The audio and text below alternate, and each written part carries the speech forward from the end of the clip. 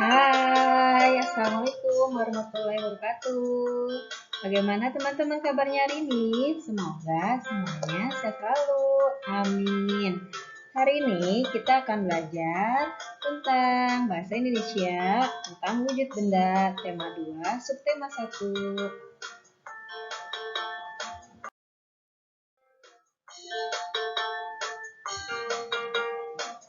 Ayo kita cari makna dari kosakata berikut.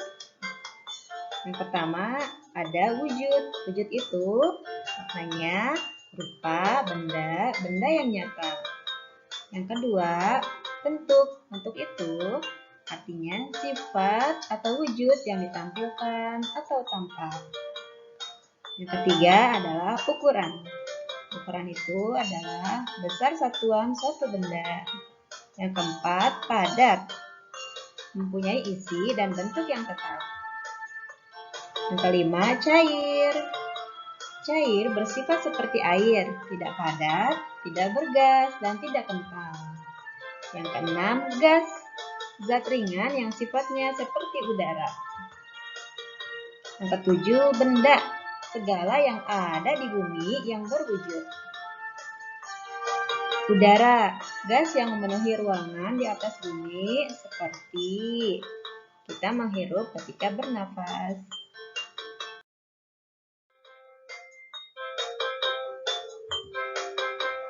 Wujud benda. Di sekitar kita terdapat banyak sekali benda. Berdasarkan wujudnya, benda dikelompokkan menjadi 3. Kita simak ya.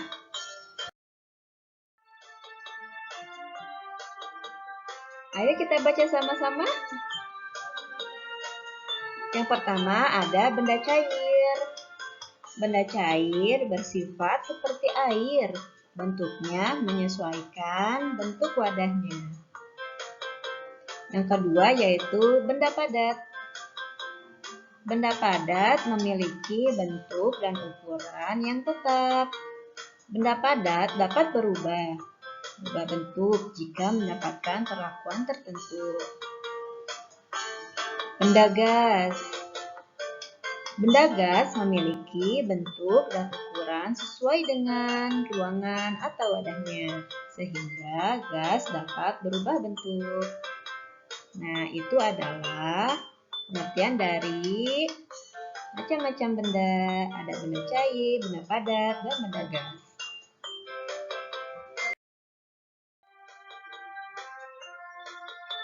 Sekarang kita ke contoh bentuk benda padat. Apa saja sih contohnya? Mari kita simak ya. Contoh yang pertama yaitu meja. Meja ini bentuk dan ukurannya tetap. Jadi penjelasannya seperti ini teman-teman. Ketika meja berada di kelas 2B misalkan ya, lalu sama Ibu Febri pindahkan ke kelas 2C. Apakah meja tersebut akan berubah bentuknya? Tidak kan? Meja walaupun dipindahkan bentuknya tetap seperti meja. Begitupun dengan ukurannya. Ukurannya tetap ya tidak berubah ya. Contoh yang kedua yaitu sendok. Nah, sendok ini bentuk dan ukurannya tetap juga. Karena Bu Febri kasih simulasi seperti ini. Sendok dimasukkan ke dalam tas Bu Febri misalkan ya.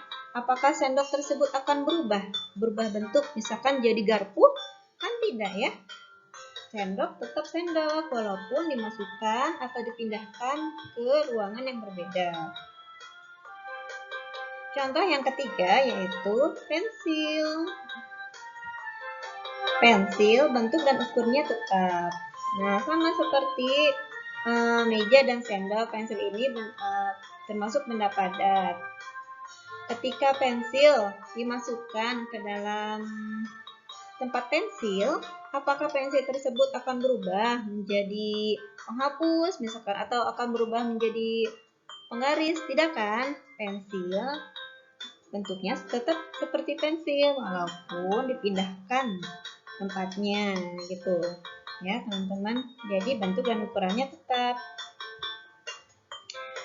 Contoh yang keempat yaitu buku. Buku juga sama, bentuk dan ukurnya tetap. Ketika teman-teman membaca buku di perpustakaan misalkan ya, Nah, bukunya bentuknya seperti buku. Kan teman-teman mau pinjam, mau dibawa pulang, dimasukkan ke dalam tas, apakah buku tersebut akan berubah bentuknya?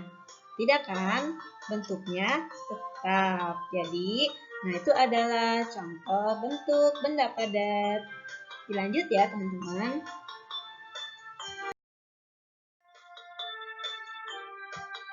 Oke, baik. Kita lanjutkan ya.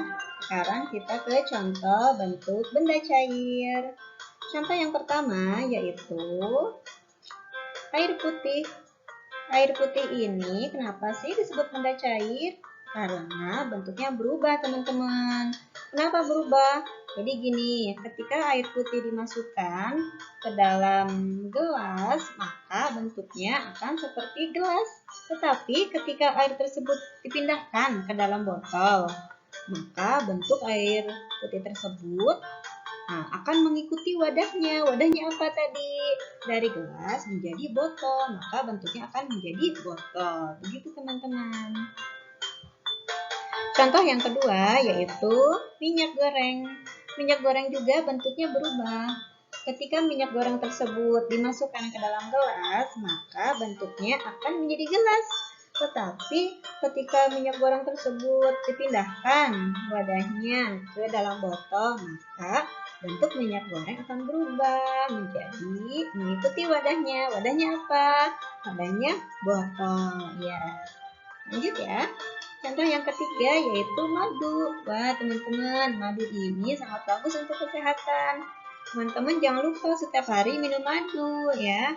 Nah madu ini juga sama, benda cair. Kenapa? Karena bentuknya berubah.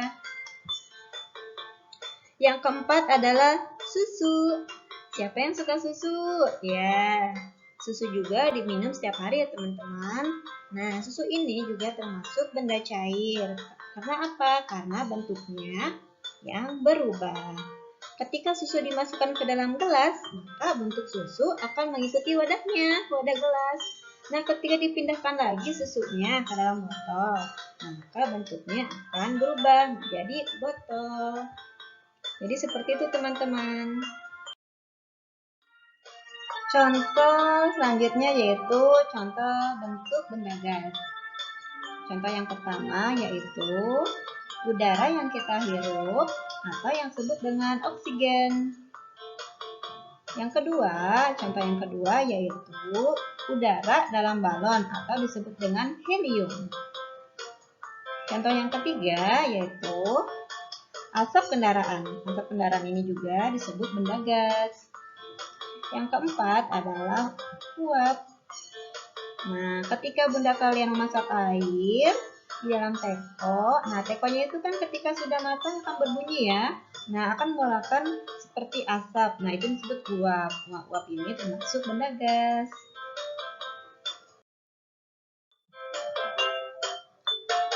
Nah, teman-teman, karena teman-teman sudah belajar tentang wujud benda, sekarang teman-teman kerjakan latihannya ya.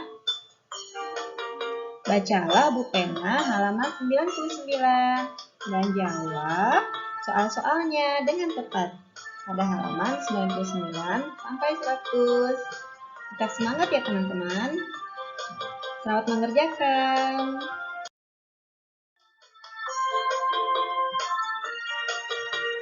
Alhamdulillah, materi kita sudah selesai. Terima kasih untuk Ananda dan orang tua yang sudah mengikuti kegiatan hari ini. Semoga kita semua sehat selalu. Buka ucapkan Assalamualaikum warahmatullahi wabarakatuh. Dadah.